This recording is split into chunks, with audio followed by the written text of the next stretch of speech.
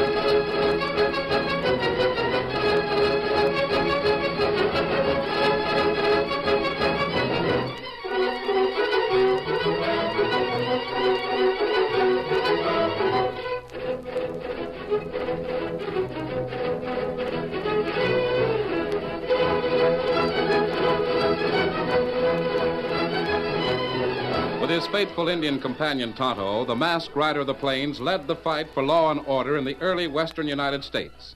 The stories of his strength and courage, his daring and resourcefulness have come down to us through the generations, and nowhere in the pages of history can one find a greater champion of justice.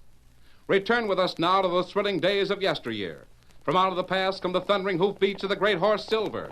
The Lone Ranger rides again. Come on, Silver! Faster, boy, faster! Hi-yo, Silver! Hi!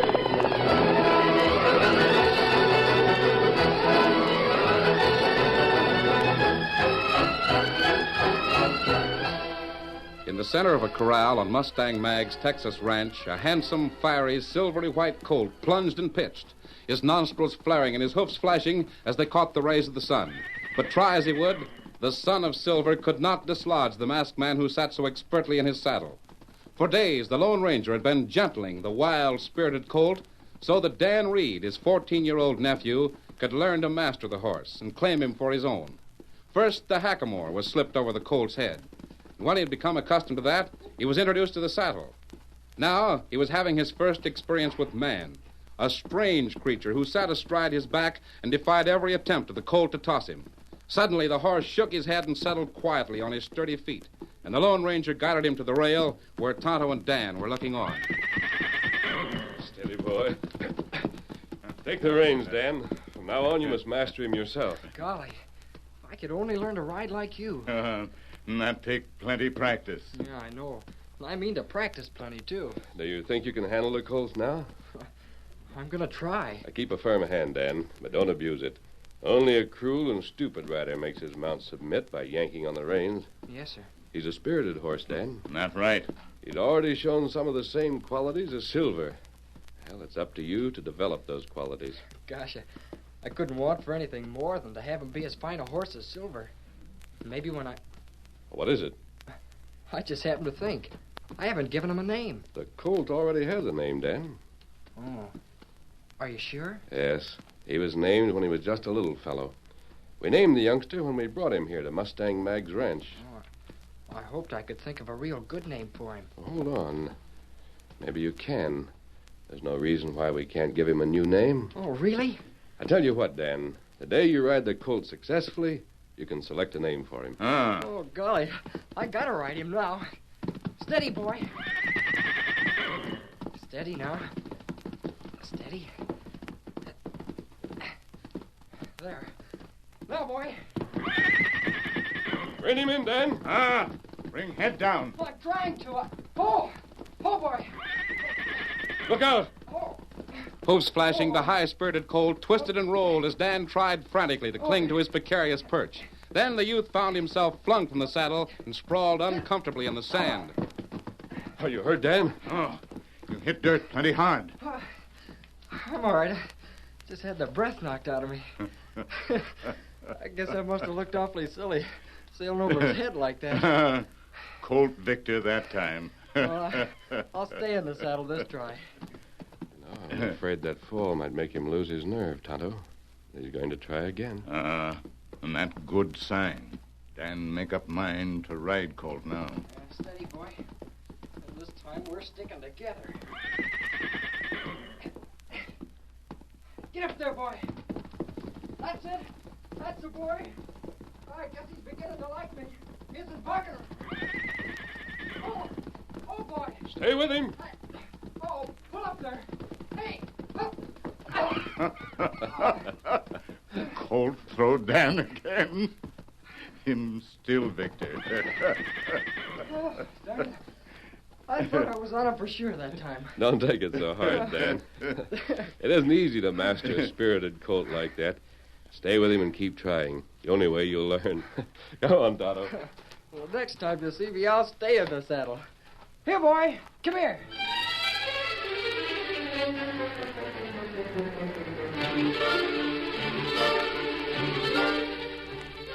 In the nearby town of Trigger Bend, it promised to be another sunny, serene afternoon. Then, suddenly, townfolk were electrified by the sound of shots and the sight of a masked man running from the express office with flaming guns. Drill that deputy, boys. He recognized us. Drop those guns. Riddle him. If he lives, he'll identify us. Drill him, boys. You men, cut them off. They're outlaws. They robbed the express office. Shoot them. They're getting away. Drill them down. A single shot echoed ominously in the street, and the deputy staggered, then crumpled to the ground. For a moment, the crowd stared, then hurried toward the fallen figure as the outlaws whipped their horses out of town. The first to reach him was Steve Lasker, owner of the 10 Strike Cafe. Help me turn him over. It looks like there ain't a blame thing we can do for him, folks. He's dead. Look out. Let me through. Stand aside for the law. Hey, it's the sheriff, old Missouri. Stand back and let him through. Make way for the sheriff. About time you showed up, Sheriff. Appears to me your deputy was representing the only law we had in Trigger Bend. Them's libelous words, Steve Lasker. But I'm in no mood to argue 'em now. Lem, where you hit, pard? You're wasting your breath, Missouri. He's dead. Shot by them bandits who robbed the express office. I can't... Thunderation. What's the matter? Lem couldn't have been killed by the outlaws. He was shooting it out with them face to face. He's been shot in the back. By thunder, there's nothing lower than shooting a man in the back, not even horse stealing. When I get my hands on the dirty, ornery, underhanded, yellow-livered coyote that gunned that shot, You're a loud-talking, empty-headed fool, Sheriff. You've got more smoke than you have fire. It's about time we called your bluff. Dead rats your hide, Steve Lasker. That's the 5th robbery them outlaws have got clean away with. You don't even know who they are. Ain't I doing everything a man can to find out? Them hombres ain't ordinary outlaws. We ain't interested in alibis, are we, boys? We're interested in results. You'll get results. Just give me a chance. We're making sure we get results, Sheriff. We're setting up a vigilantes committee. Ain't that right, boys? Yes, good ticket. Sure, vigilantes. If you can't capture them crooks, we will. I move we make Steve Lasker leader of the vigilantes. We'll meet tonight and make it official. From now on, boys, we'll take care of them crooks ourselves.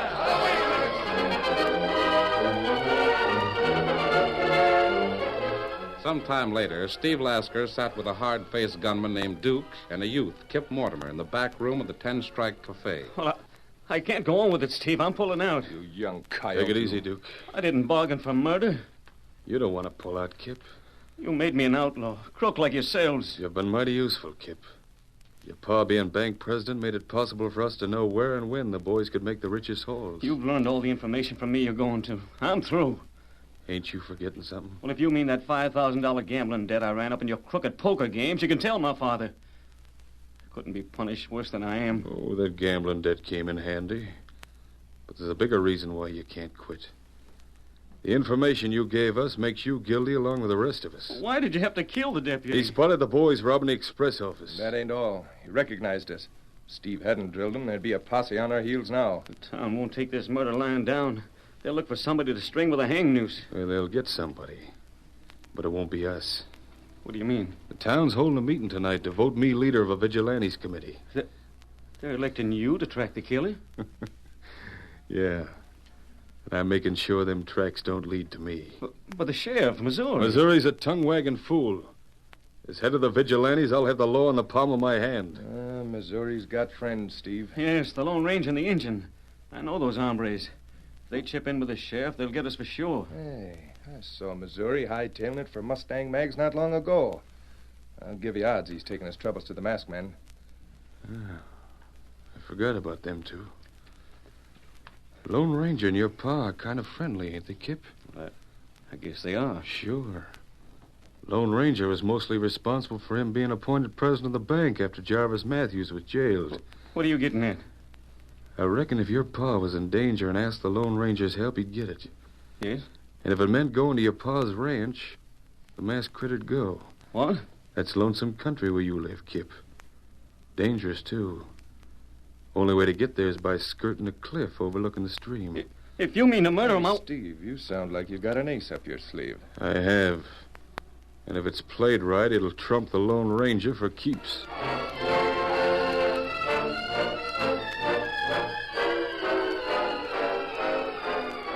Meanwhile, at Mustang Mag's, Dan Reed sought to get better acquainted with his new horse by sponging and brushing the silvery white coat.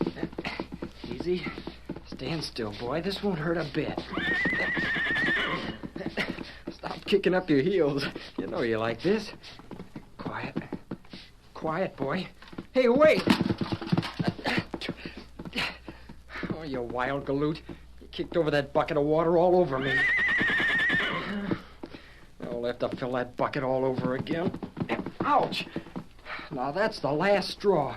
Flicking your tail right in my face. Oh, boy. Oh, boy. Oh, steady, boy. Morning, son. I'm looking for the Lone Ranger. Good morning. He's in the house with Mustang Mag. Oh, thanks. I'm anxious to see him.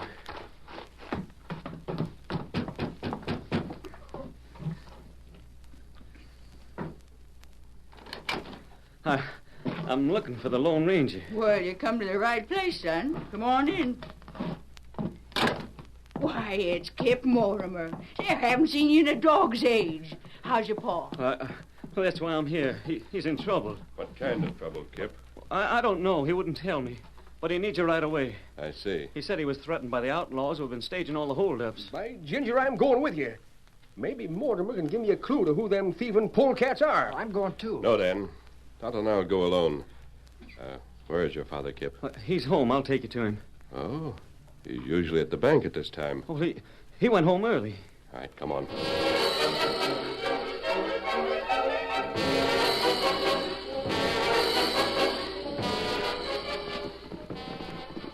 How much farther is it, Kip? Just around that bend. We ride long time. We'll soon be there. Oh, What's the matter? Oh, my horse is lame. I'll have to pull up. Oh, Silver, hold on. Don't stop. Dad needs you. You can't mistake the house. It's the only one in sight. Very well. We'll see you there. Come on, Silver. Get him up, Scout. Kip's behaving strangely, Tonto. Him plenty nervous. What's that ahead? Well, me not see. Oh, this country plenty lonesome. Me not like it. All right. We'll soon be... Outlaws. Them hide behind boulders. Come on, Silver. Get him up, Scout. With an outlaw pack close at their heels, the Lone Ranger and Tonto urged their mounts to greater speeds up the mountain slope. The flashing hooves of Silver and the flying feet of Scout lengthened the gap between them and the pursuers. Then, as they neared the bend in the trail, they saw a second outlaw band rounded and ride toward them. An ambush, Tonto. Gang divide, trap us between them. Our only escape is straight ahead. Wait, there's steep cliff. You're right. We're trapped. We've got them, boys. Close in. Ride them down. They've reached the dead end. Rid them.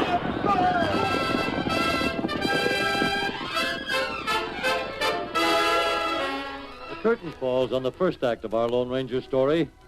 Before the next exciting scenes, please permit us to pause for just a few moments.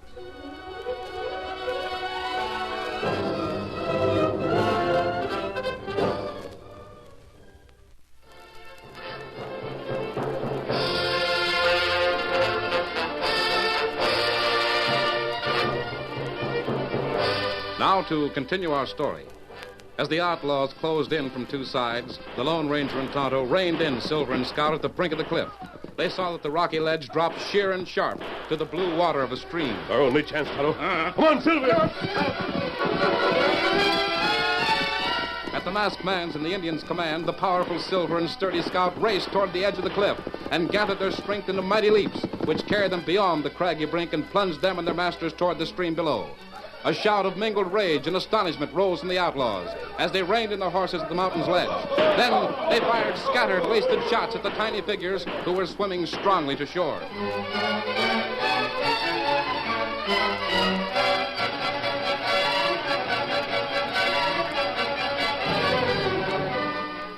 It was dusk when Kip Mortimer, riding slowly toward his father's ranch, heard the staccato beat of hoofs behind him and turned to see a masked man astride a white stallion and an Indian who sat a paint rapidly overtaking him.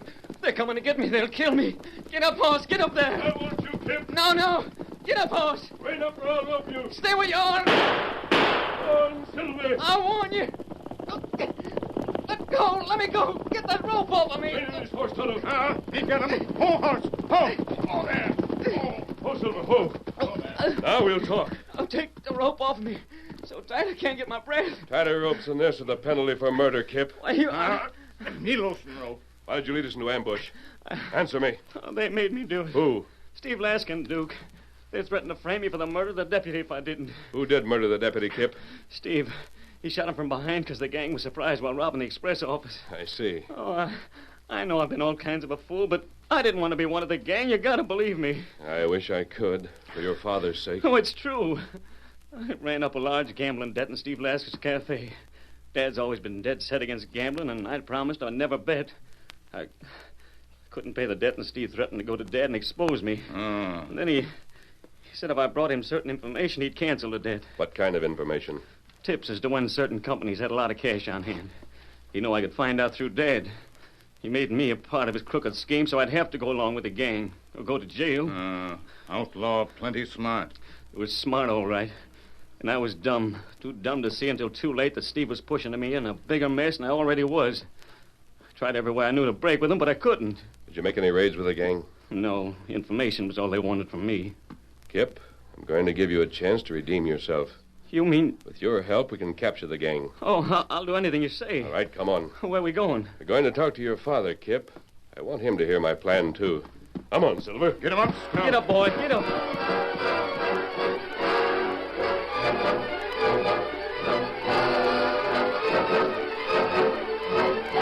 The next day, Kip Mortimer went into the back room of the 10-Strike Cafe. Steve Lasker and Duke were waiting.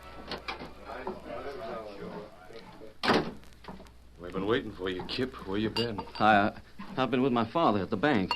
Got any new tips? Yeah, we could use some fresh information. Boys are getting restless. They carried away so much cash from the express job yesterday, they're hankering for action again pronto. I got a message for you, Steve. Message? Who from? My father. I don't savvy. Neither do I. You haven't been up to any tricks, have you, Kip? Oh, of course not. My dad just asked me to deliver a message to Steve. Let's have it. Well, he heard about your being elected chief of the vigilantes last night, and... Well, go on. What's the rest? Well, he doesn't have confidence in his sheriff after the express robbery yesterday. Well, he ain't the only one. Poor Missouri's out on a limb. Before I'm through, I'll cut it out from under him. My father's anxious for you and your vigilantes to stand guard over a shipment of gold at the bank tonight, Steve. What? You ain't of a mind to play a practical joke on us, are you, Kip? Oh, no. How much is the gold worth? $30,000. It was just shipped in from the mines today. And your pa wants us to watch over it? Well, yes, he plans to express it to the bank in Powder City tomorrow, where it'll be safer, but with all the robberies that have been in Trigger Bend, he's afraid the outlaws will find out about the bullion tonight. And he's afraid to trust the sheriff to guard it, huh? Well, if that ain't rich. He spills the secret to the outlaws instead. And gets his son to deliver the message. Hey, wait a minute. Huh? If that gold's stolen, your pa'll be out $30,000, won't he, Kip? I reckon he will. Do you expect us to believe that you'd let that happen instead of exposing us to your pa and the sheriff? Yeah, what about that? Well, I can't expose you without exposing myself. Sure. Kip's a smart lad. He thinks more of his freedom than his pa's 30,000. Nothing wrong about that, is there, Duke? Well, we won't know till tonight. Could be a trick. Well, just in case, we'll give Kip a chance to change his story. Because we're taking him with us to the bank tonight. And at the first wrong move, we'll drill him. That's the ticket. My father, he'll recognize me. We'll give you a mask to wear. Go back to your pa and tell him the vigilantes will take over guard duty after dark tonight. I'll tell him. Don't forget to come back. Putting you in front tonight where we can keep an eye on you. Oh, Kip. Did your dad tell anyone else he was sending for the vigilantes to watch over the gold? No. Good. Now get out of here.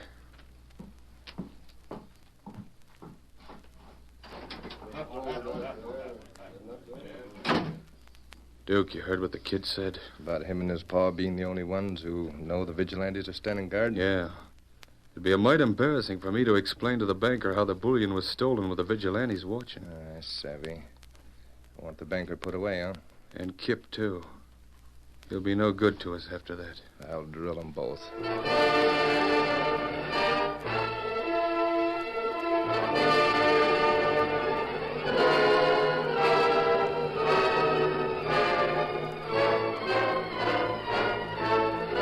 There was a bustle of activity at the Lazy J Ranch. Seated importantly at a table in the parlor, while Mustang Mag watched with evident disgust, Missouri swore in his deputies the ranchers and townsmen who filed before him. Finally, the last one left, and Mustang Mag surveyed the sheriff with her hands on her hips. I've got important business to tend to. I've got to post them deputies to make sure Steve Lasker and his gang don't get away. Steve Lasker, huh? So he's your secret. Oh, dead rat you for a meddling female. You tricked me into saying that. Oh, save your wind, Missouri. You'll need it to swear me in as deputy. What? Swear you in as... Have you gone loco? No, I ain't. I never did like that no-account saloon keeper, and I'd just as lief settle scores with him as all them hombres you had out there. Doggone it, Mag. You're a woman. Women ain't... Oh, shut your mouth, you old coot. Oh. I can handle a 6-gun same as any man. Well, except the Lone Ranger. And just in case you need persuading, I'm getting that same right now. What? Do I get to be a deputy or don't I? Mag, put down that gun. It might go off. Talk fast, Missouri. All right, you win. Dad rats you for the most cantankerous female I ever met. That night, several hard-faced men wearing 6 guns hung low in the habit of outlaws took up positions near the bank in the darkening shadows. Then a small group led by Steve Lasker and Duke went up to the door, thrusting Kip Mortimer, now masked, before them. You're the vigilantes? Yeah, we came to take care of the gold. Let me go. I don't understand. You'll learn as we go along. Lead the way to the gold. Steve Lasker. You're not vigilantes, you're outlaws. He learns fast. Take 'em back, boys. Let go of me. All right, Mortimer, show us the yellow dust and make it fast. No. That gold isn't mine. Quit stalling. We ain't playing games. It's in there. Give us the key. If I can remember where I put it. Well, it'll be plenty unhealthy for you if you forget. I have it. Now, if you'll just let me... Watch him, Duke. Might try reaching for a gun. I wish he would. I ain't fired this shooting iron since it was clean. Fan out, boys. Keep your eyes peeled. All right, what's the matter with you? The keys. There's so many of them, I have a hard time remembering which is which. Well, try concentrating real hard, Mortimer. Because if you don't, them keys won't mean a thing to you. Now, I have it now. Which is the gold? Box in back. $30,000. Hey, give a hand with that bullion, boys. The box is heavy enough to contain a whole gold mine. Let me break open the lid. There. Now, let's have a look at this stuff. Yeah, I want to... Duke. Huh? This ain't gold. It's rocks wrapped in paper. Rocks?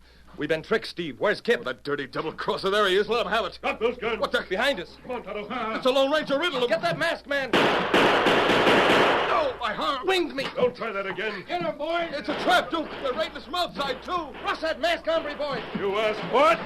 You get plenty. Steve, brother. Why, the low-down skunk, he's gone. Skip. Take care of Duke, Tonto. Me take him. Unaware that the Lone Ranger was in pursuit, Steve Lasker raced through the bank to the street and made his way to the back room of the 10 Strike Cafe. He quickly lit the lamp and went to the safe where he'd kept his stolen loot. Blast them. They won't take me. I'll get clean out of the state and take these valuables with me. Leave them trinkets and cash where they are, you mangy coyote. What the? You ornery crook. I just wish you'd make a wrong move so I could give you a taste of hot lead from this shooting iron. Shooting off your mouth about Missouri being sheriff and up to your neck in crookedness all the time you was preaching law and order. Why, you double-dealing polecat, I've a mind to have a go at you with my bare hands. That won't be necessary, Mag. Mag, what are you doing here? Dad ratted, I thought I told you to stay and keep an eye on the jail. Well, you darn fool, who wants to run away with the jail? I'm taking you in for murder, Steve, you back-shooting skunk. We're taking him in, Missouri. He's my prisoner, too.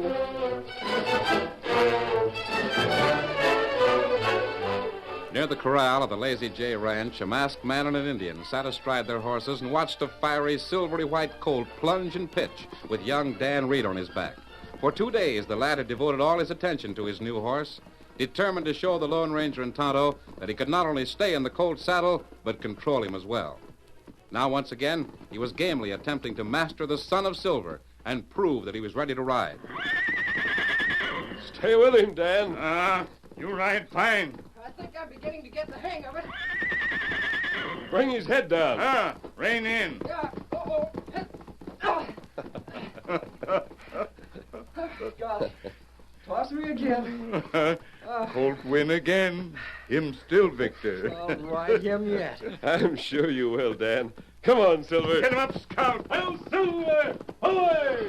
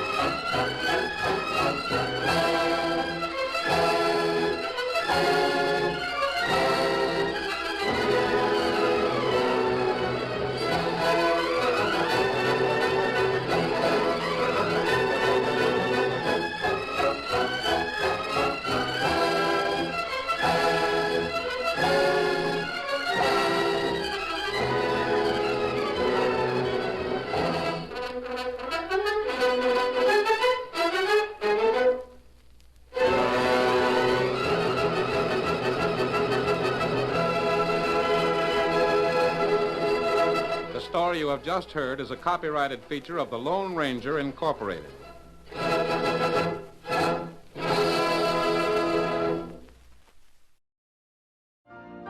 You've been listening to the OTR Gold Network.